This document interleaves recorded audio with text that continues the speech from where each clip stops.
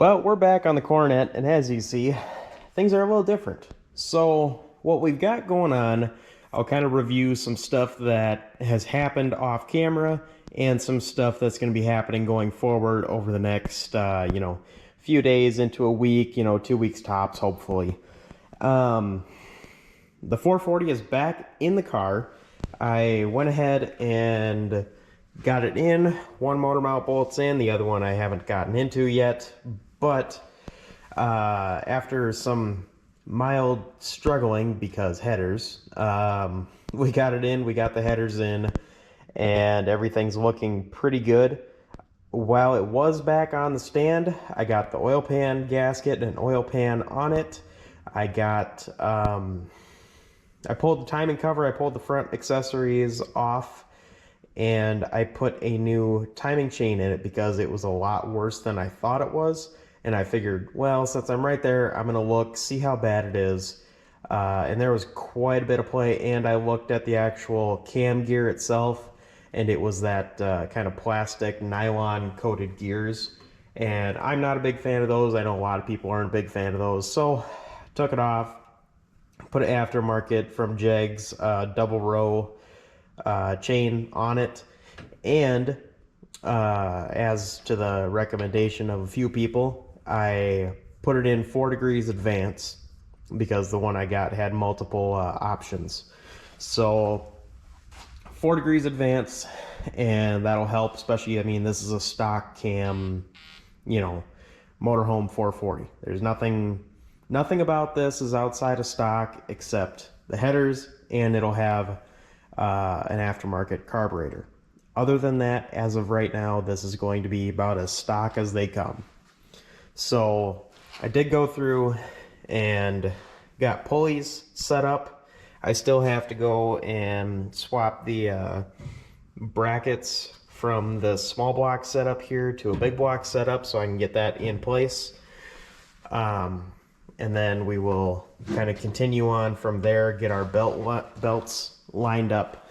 I'm going with the same exact style setup as what's on my 69 Coronet over there. I'm even going to use the same kind of alternator bracket potentially, so I know how that stuff lines up really good. So if I can replicate the same parts on this, I know I'll be good. As of right now, we're just buttoning up little pieces here and there. Went ahead and made a roadkill style list with terrible handwriting. So oil filter done, transmission lines done, power steering brackets not yet. I got a couple bolts missing out of the water pump I gotta fix. Exhaust manifolds, we went with headers instead, that's done. Spark plugs, I need to put new ones in. Valve covers, I got one basically done, the other one I'm waiting to find some more bolts for. Radiator, that'll be kind of an upcoming situation. This is a 22-inch car. I have a 22-inch radiator sitting over there, but I don't know if it's good. We'll have to just look at our options when we get there. Fan I have, alternator I have, carburetor I have, fuel line I have, brand new 3/8 fuel line. Gas tank, I have a brand new reproduction gas tank. Shift linkage, I have that in place essentially. I just don't have the piece that goes from the pivot point back to the actual shift lever. I have to put that in place still. Kickdown linkage, that's always, kind of a fun one. Not really, that always kind of sucks. Wheel cylinders, I bought all 4 wheel cylinders. Transmission mount I have sitting right here. Transmission cross member is over on a rack drying. I painted it black. Distributor cap I have, plug wires I have, coil, I just bought a new one. Fill the fluids, I just put oil in the engine. Motor mount bolts, I've got one in, I gotta do the other still. And I gotta put the steering wheel back on. The reason I have to put the steering wheel back on is, as we started to show in the last video, floor and rust repair has happened. It's kind of dark in here and I can't see very well, but that is a new floor pan patch in place and it turned out really nice. Same thing with the other side. There's a couple little spots to clean up still. That's the big kind of drain plug hole. That we fixed a couple of holes with some miscellaneous pieces we had around, and that looks pretty good. It's not, you know, show quality. You're going to be able to see it if you look real close, but this is just for a driver car. This is not, you know, this is not a full restoration. This is make something drive and have a little fun with it. So that's the point here. I got to put the gas pedal back in place. That's something I don't have on the list. Steering wheel we had to take off to get room down there to work. So that's that. I might want to go ahead and figure something out with a mirror situation. I don't know. It's the kind of aesthetic things, the little, you know, finishing touch things that I'm not real worried about right now. The first priority is getting this figured out, making it run, finding if there's any wiring issues, and then, you know, hooking up a drive shaft, making all that stuff work. And then from that point, it's on to brakes, which, like I said, I just picked up all 4 new wheel cylinders, so that should work out reasonably well. I did put fluid in that reservoir, pumped up the brakes. I got a little bit of pressure. I know the right rear wheel cylinder is leaking. There's a little bit of fluid on the ground, and I can see it coming off of the drum a little bit, so I know that's for sure one that leaks. But I'm gonna take them all apart, make sure the hardware is good, make sure the shoes are good, and put it all back together and bleed it, and hopefully we have at least decent brakes. You know, it's not going to be perfect, but hopefully it at least is, you know, good enough to drive around and not feel like you're going to crash into something. That's kind of the goal. So that all being said, we're just kind of looking at our list, checking everything off as we get it done.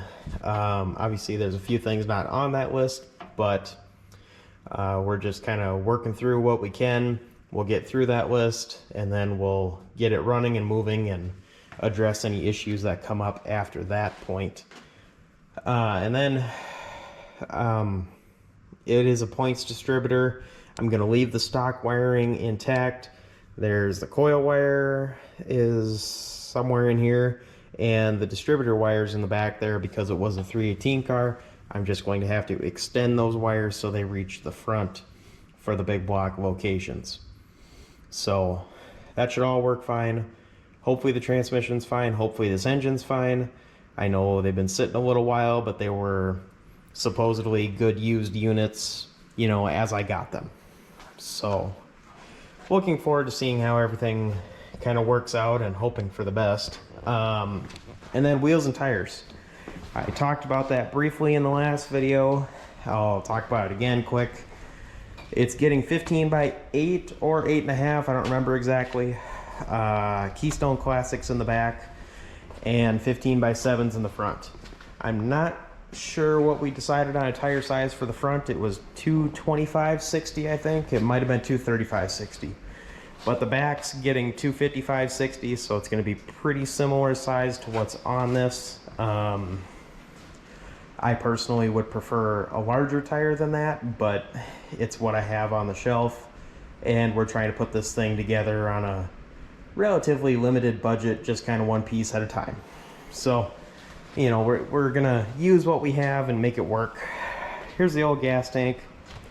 I don't think it's necessarily in terrible shape, but I'll tell you, from, you know, many gas tanks, many fuel systems I've worked on in these cars, the original ones are great to have, especially if you can keep them clean. Then you don't have to go through the work of changing them. But once they sit for a while and once they get stuff in them, doesn't matter how many fuel filters you put through them, doesn't matter how many times you try to, you know, clean it a little or pump as much gas through it as possible, you're just going to be chasing issues left and right.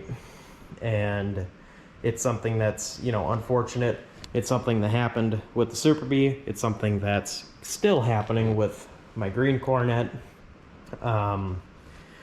Best thing you could do is new fuel lines, new fuel tank, and then you've got nothing to worry about. But, you know, you got to do what you got to do, and this was on the list. So But yeah, looking at the rest of the car, not a whole lot's changed. This door was froze shut, and the handle seemed to be working, so I figured, okay, well, maybe there was a piece internally that was a problem. It really wasn't an internal issue at all. It was this little star wheel, I think is what I call it, at least. It was not turning. It was froze solid from rust. So we got kind of around a corner in there with some PB Blaster, and I was actually laying down in there, and I kicked the door open with somebody holding the button on the outside. It works just fine now, but yeah, it took a good few kicks, and well, there you go. Now it's open and functioning. So that actually lines up reasonably well. So we're gonna also, once this gets moving under its own power and everything, we're gonna get it outside. We're gonna, pressure wash it off, clean it up best we can. And by all means, it's still, faded paint off of it and all kinds of stuff. It's not gonna be a showstopper by any means, but we can at least get it cleaned up, get the glass cleaned up. And then we do have those seats that we're just gonna put back in it. They're not the right seats, but they're functional and they'll do the job for now. Also, I figured I'd ask anybody in the comments if they know what these seats are. These are a Mopar style lever, Mopar style track. Maybe that tag sheds a little light on it. Probably had a seatbelt buzzer or something of some kind on it. I mean, they look to be a Mopar styled seat, but I don't know what they're out of. Maybe they're out of a C body, maybe a 72 New Yorker or something. I don't know. So let me know if you guys know what those are out of. I'll tell you, they're awfully comfortable and they'll be nice in the car. So they're gonna go back in there because I don't really want to put $1,000 set of bucket seats in it or a $700 bench seat. And yeah, those are real prices. This is ridiculous at this point. So anyways, we're gonna try to get the interior cleaned up a little bit as well. The back seat, the top is kind of chewed up, but the bottom, it's a little chewed up too, but make it nice, make it presentable. And we're gonna try to have this car, or I should say, we will have this car at Mopars in the Park 2025. It is back to the Dakota County Fairgrounds in Farmington, Minnesota, which is the town I live in. So pretty happy to have that back from the previous locations. So definitely, if you see me there, if you see the car there or any of that kind of stuff, don't hesitate to say hi or whatever. So this is going to be there. The Coronet might be there. Maybe another car. I really don't know. It just depends on what gets done in the next little while, because we are, as of when I'm filming this, 6 weeks away from Mopars in the Park, which this should not be a challenge to get done in 6 weeks. This is a week's worth of work away from running and driving, pending, no major issues, knock on wood. But yeah, so we'll work this weekend and next week on getting some stuff buttoned up in the engine bay, getting some accessories and radiator, all that figured out. And then fuel tank and fuel line is kind of the next big thing. And then hook up some wires and get the thing to start, and then probably tear apart the brake system, make sure that's all, at least semi-functional would be nice. So get those old drum brakes to do something again. So anyways, I just want to give an update. I'm going to try to get some actual footage this week of working on the car rather than just update videos, but that's what I got for now. So I definitely appreciate you guys watching. Let me know what you guys think. Let me know in the comments, what's your opinion about this car? Do you like it? Do you not like it? Do you like the ratty driver thing, or would you rather see something restored?